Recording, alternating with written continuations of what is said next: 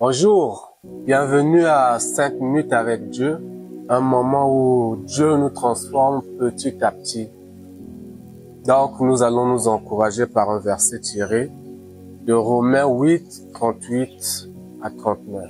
Il est écrit: j'ai l'assurance que ni la mort, ni la vie, ni les anges, ni les dominations, ni les choses présentes, ni les choses à venir, ni les puissances, ni les hauteurs, ni les profondeurs, ni aucune autre créature ne pourra nous séparer de l'amour de Dieu, manifesté en Jésus-Christ notre Seigneur. Amen. Rien ne pourra, frères et sœurs, nous séparer de l'amour de Dieu.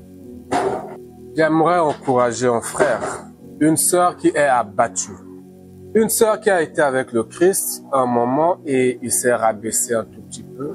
J'aimerais te dire que Dieu t'aime énormément. L'amour de Dieu envers toi ne dépend pas de la façon dont tu te comportes envers lui. Car Dieu a tant aimé le monde, il a envoyé son Fils unique, Jésus-Christ, afin que quiconque croit en lui ne périsse point, mais ait la vie éternelle. Mon frère, ma sœur, Jésus-Christ est mort pour toi. Il n'y a pas plus grand amour que de donner sa vie pour quelqu'un. C'est vrai que tu t'es mal comporté. C'est vrai que tu as fait des choses qui n'ont pas plu à Dieu. C'est vrai que tu es tombé. Mais j'aimerais te rappeler que Dieu est amour. La main de l'Éternel n'est pas aussi courte pour te relever, mais c'est ton péché qui l'empêche de s'approcher de toi. Parce que Dieu est saint, il ne s'approche pas de ce qui est impur. Donc de là où tu es frère, de là où tu es sœur, Dieu t'aime énormément. Il désire que tu fasses un pas de plus, que tu te relèves et que tu ailles vers sa face. Là, il t'attend et il va te rétablir. Un chrétien qui est tombé n'a pas perdu la grâce de Dieu, mais il faut qu'il se relève. Voilà pourquoi nous parlons de la restauration. La restauration, frères et sœurs.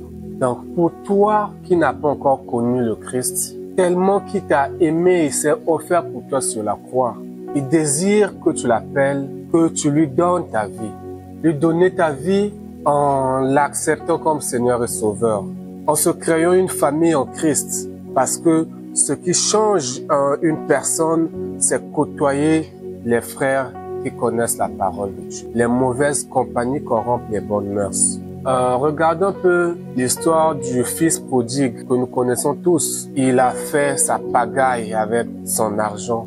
Il n'avait plus rien, mais il est revenu vers son papa. Son papa, à bras ouverts, l'a accueilli. Combien à plus forte raison le Père Dieu qui nous a créés, qui a dit: voici la créature la plus parfaite.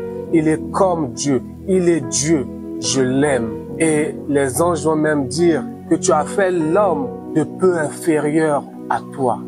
Voilà un peu ce que le Saint-Esprit a mis dans mon cœur ce matin. Frères et sœurs, je vous aime beaucoup.